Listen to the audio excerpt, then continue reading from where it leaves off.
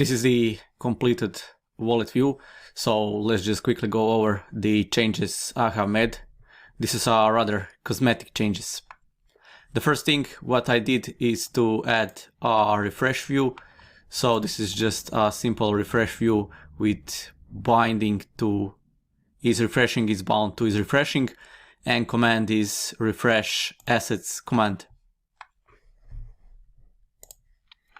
The second thing is this balance label.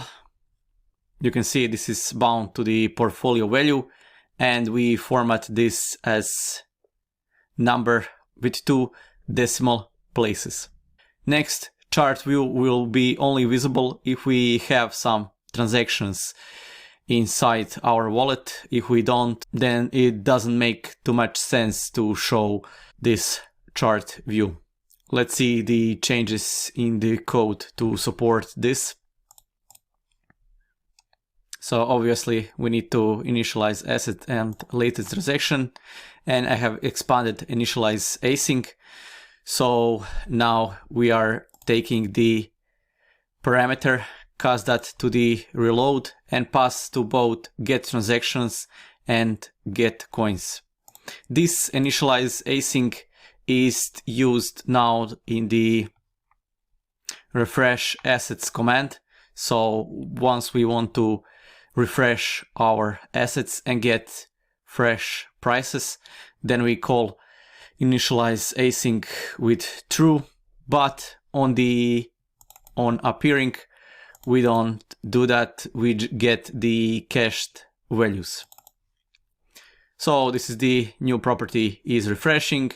This is the portfolio value of type decimal and has transaction, which determines whether the chart view is visible or not, is defined here and calculated from the latest transaction. So if the count is greater than 0, then this will be equal to true.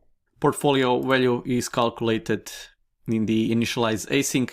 So we sum all of our assets and we add the is busy and is refreshing flags around all this fetching and calculation.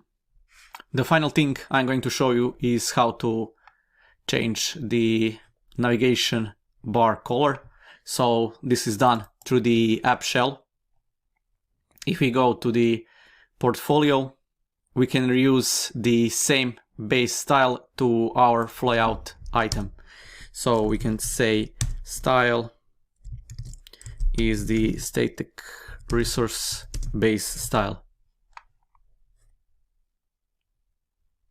We can apply the same style to the assets view.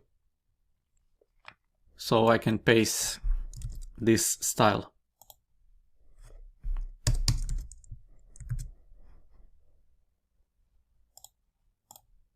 And you can see the navigation bar is changed. That's all for this section, and the next section is pretty important since it deals with the navigation using the Xamarin Forms shell.